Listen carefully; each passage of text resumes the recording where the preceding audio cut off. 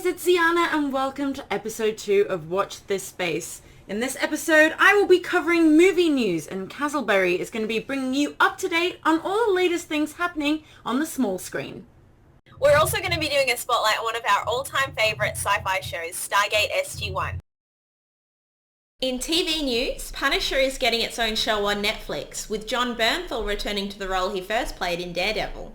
Robert Jordan's best-selling book series, Wheel of Time, is officially getting a TV adaptation. No one's contacted me yet officially offering me the role of Min Farshaw, but I'm expecting that call any day now.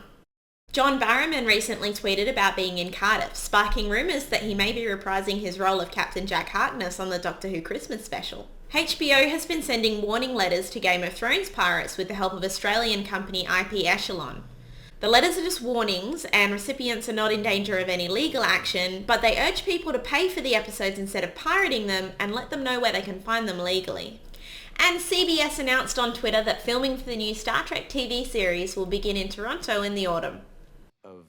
Attention Maze Runner fans, it turns out that The Death Cure, which is the third installment of the franchise, has been put on indefinite filming hold due to the accidental but very serious injury of star Dylan O'Brien after a stunt involving a vehicle went seriously wrong. Okay, I'm not sure if this is good or bad news, but Dwayne Johnson, aka The Rock, posted on Instagram earlier that it's official, he is helping to produce a Jumanji reboot. It's said to be directed by Jake Kasdan, who also helmed Bad Teacher and Sex Tape, so I'm kind of interested to see how that turns out. And rounding off the news this week, we have the announcement that, contrary to the widely held internet belief, Daisy Ridley is not going to be playing Lara Croft in the new Tomb Raider reboot. Instead, it's going to be Academy Award winner Alicia Vikander.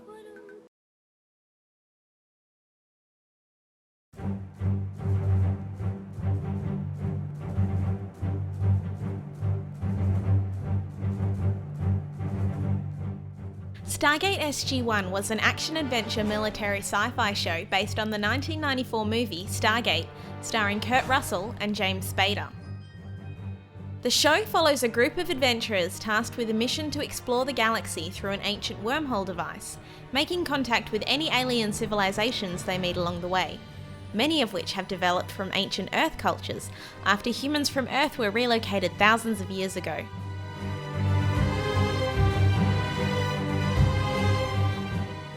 The main bad guys in the show are the Goa'uld, a parasitic alien race that possess humanoids and pose as gods, using their superior stolen technology to control the majority of the galaxy. Other bad guys in the SG1 series included the Ori and Replicators.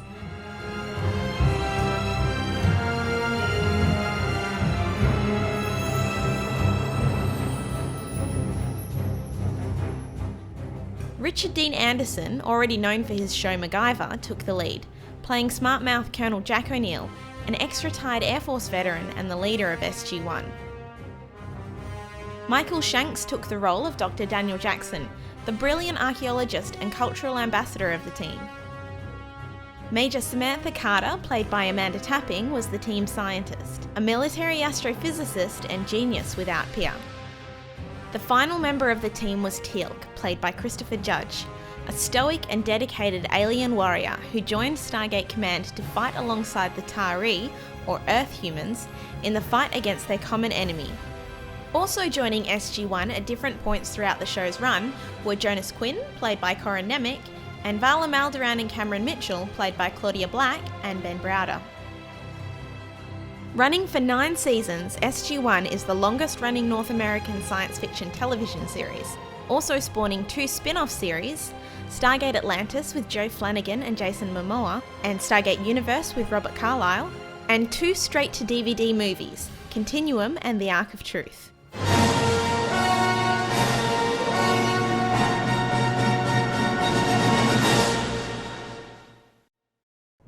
Stargate was one of my first ever favourite shows, and I'm pretty sure it was similar for you, wasn't it, Maddie? Oh my god, it actually was though. It's one of the first things that I remember marathoning, that my parents would allow me to marathon when I was a kid.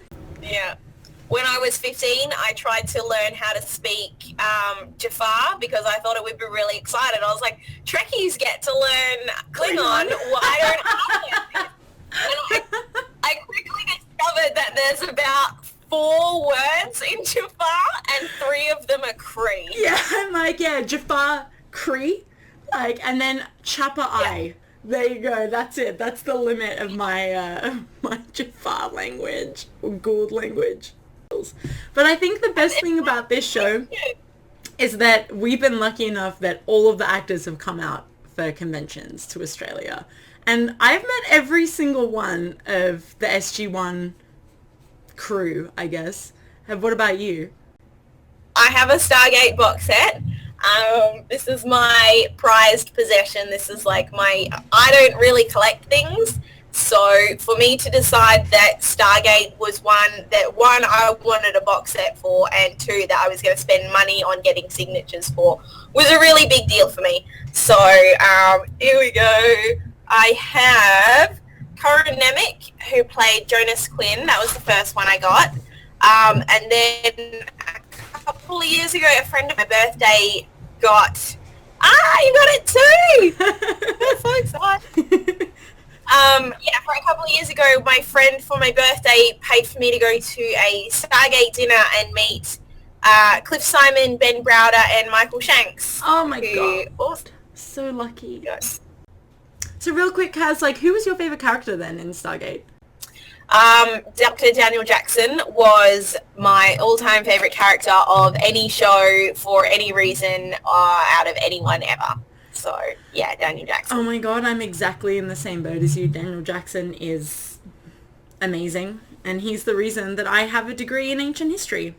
But I went to Michael Shanks when I first met him, and I was like, I really want to tell you that your portrayal of history and archaeology in Stargate is what, like, spurned me to do a bachelor's degree in it. And he just looks up at me and he's like, I'm so sorry. Oh my god. I'm so sorry. And I was like, oh, okay.